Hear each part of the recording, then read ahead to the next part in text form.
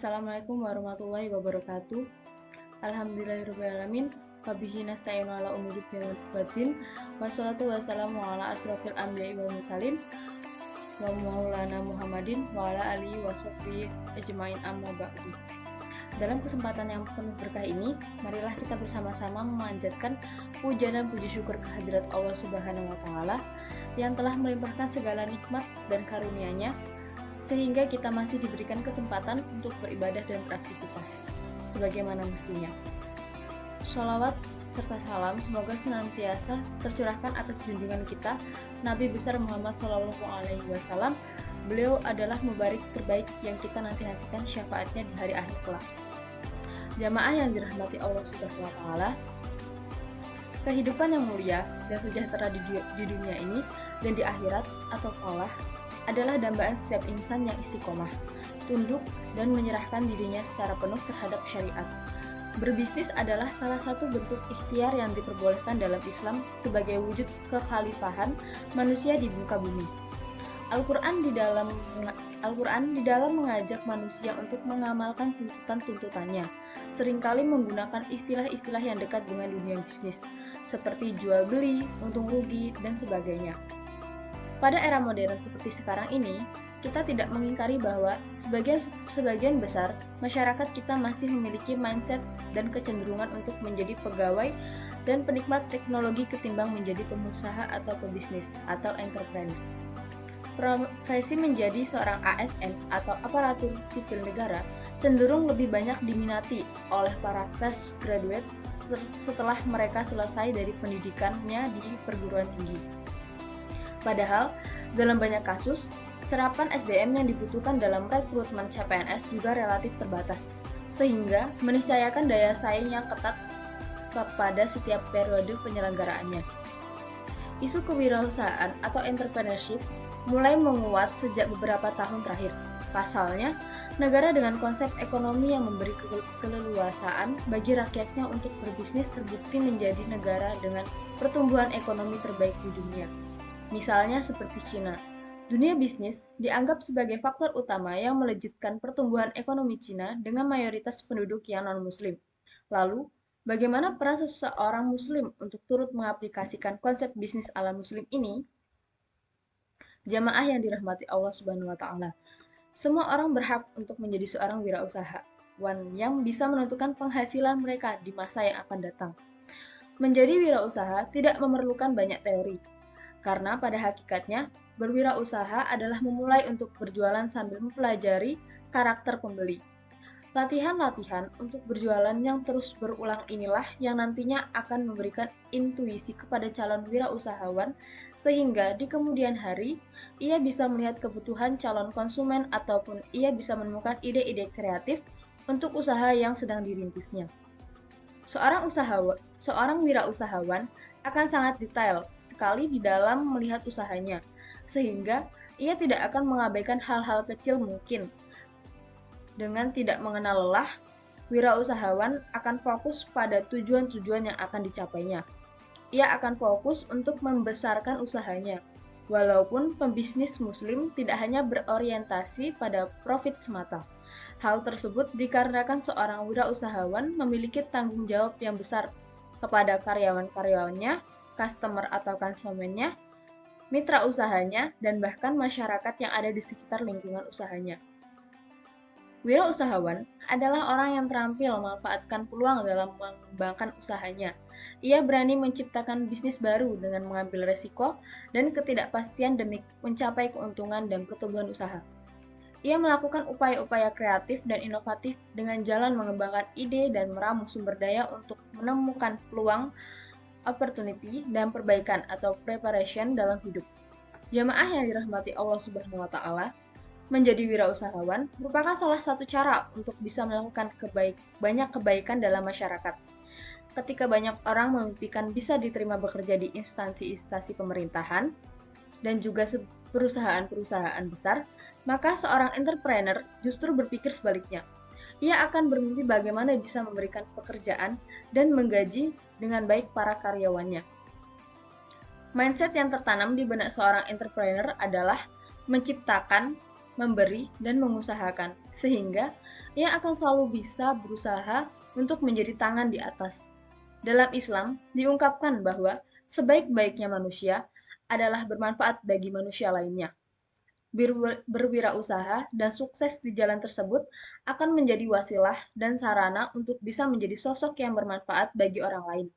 Di dalam sebuah hadis disebutkan, diriwayatkan dari Jabir berkata, Rasulullah bersabda, orang beriman itu bersikap ramah, dan tidak ada kebaikan bagi seorang yang tidak bersikap ramah. Dan sebaik-baiknya manusia adalah orang yang paling bermanfaat bagi manusia. Hadis riwayat Tabrani dan Daruqutni.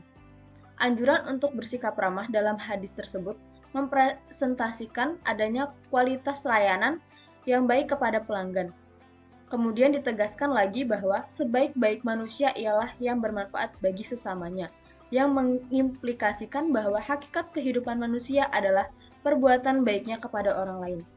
Seorang entrepreneur mempunyai keutamaan dibandingkan orang lain, karena ia tidak hanya berorientasi untuk mensukseskan dirinya semata, tetapi juga untuk mensukseskan orang lain. Jamaah yang dirahmati Allah Subhanahu wa Ta'ala, kewirausahaan dalam Islam adalah salah satu jalan bagi seseorang untuk bisa mendapatkan kebaikan di dunia dan di akhirat atau falah. Seorang entrepreneur ketika sudah sukses dan berhasil mensukseskan orang lain akan memiliki prinsip bahwa apa yang ia lakukan kebahagiaan di dunia dan akhirat. Di dalam Al-Quran, bahasan tentang perdagangan atau tijarah disebutkan berulang kali dan dengan konteks yang berbeda-beda. Untuk menegaskan bahwa dengan berdagang atau berniaga, berwirausaha dan berbisnis, manusia dapat meraih kesuksesan yang hakiki.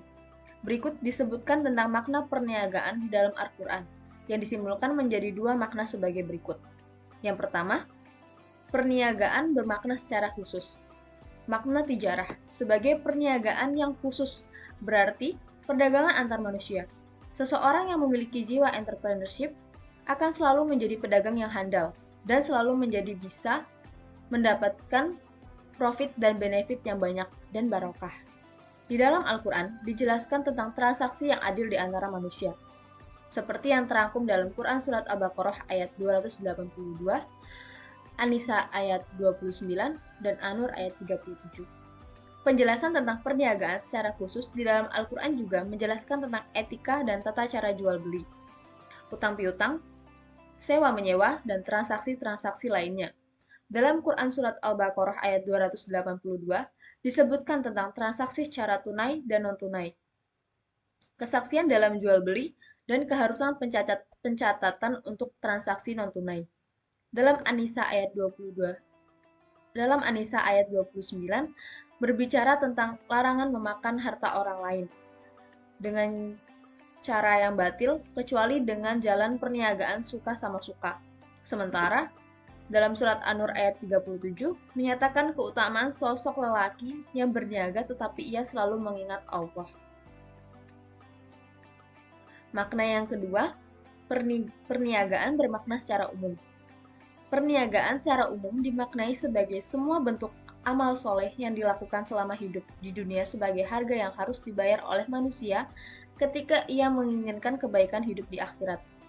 Perniagaan ini dilakukan antara manusia dengan Allah, yaitu ketika manusia mau memilih petunjuk yang telah diberikan Allah kepadanya. Perniagaan ini juga berkaitan dengan suatu perintah agar manusia mencintai Allah dan Rasul-Nya, berjuang di jalan Allah dengan harta dan jiwanya, membaca kitab suci Al-Quran, mendirikan sholat dan mengeluarkan zakat bersedekah, dan lain sebagainya. Beberapa perniagaan secara umum tertulis dalam surat Al-Baqarah ayat 16, yaitu tentang manusia yang membeli kesesatan dengan petunjuk, yang berarti Allah sudah memberikan petunjuk akan tetapi manusia menukarnya dengan kesesatan. Ayat lainnya adalah At-Taubah ayat 24, yang menyebutkan bahwa manusia cenderung lebih mencintai apa yang dimiliki di dunia ketimbang Allah dan Rasul-Nya. Ayat lainnya terangkum dalam surat Al-Fatir ayat 29 berkenaan dengan perniagaan antara Allah dan manusia. Golongan yang tidak akan merugi adalah mereka yang membaca Al-Quran, mendirikan sholat, dan menyedekahkan sebagian dari rezekinya secara diam-diam maupun terang-terangan. Dalam Al-Quran surat As-Saff ayat 10-11 disebutkan tentang perniagaan yang menyelamatkan manusia, yaitu beriman kepada Allah dan Rasul-Nya dan berjihad dengan harta dan jiwanya. Sementara dalam Al-Quran surat Al-Jumu'ah ayat 10-11 disebutkan tentang anjuran untuk meninggalkan perniagaan yang dilakukan pada sholat Jumat, agar jangan sampai seorang laki-laki meninggalkan sholat Jumat karena alasan berniaga. Jamaah yang dirahmati Allah Subhanahu wa taala, sebagai penutup dari risalah ini, saya mengajak diri saya pribadi dan antum sekalian untuk merefleksikan diri kita sendiri. Telah sampai di ikhtiar yang manakah? Sudahkah kita sukses dengan perniagaan yang kita lakukan dengan Allah? Atau kita justru telah melampaui capaian besar dengan kemampuan untuk memberdayakan orang lain sehingga bisa memperbaiki kondisi ekonominya? Marilah kita senantiasa bertafakur dan memperbaiki amalan-amalan ruhiyah dan kualitas pekerjaan yang kita jalani dengan sebaik-baiknya untuk meraih ridha Allah dan bermanfaat bagi banyak pihak. Semoga Allah meringankan langkah kita untuk menjadi sebaik-baik hamba. Demikian, semoga bermanfaat. Wabillahi taufiq wal hidayah. Wassalamualaikum warahmatullahi wabarakatuh.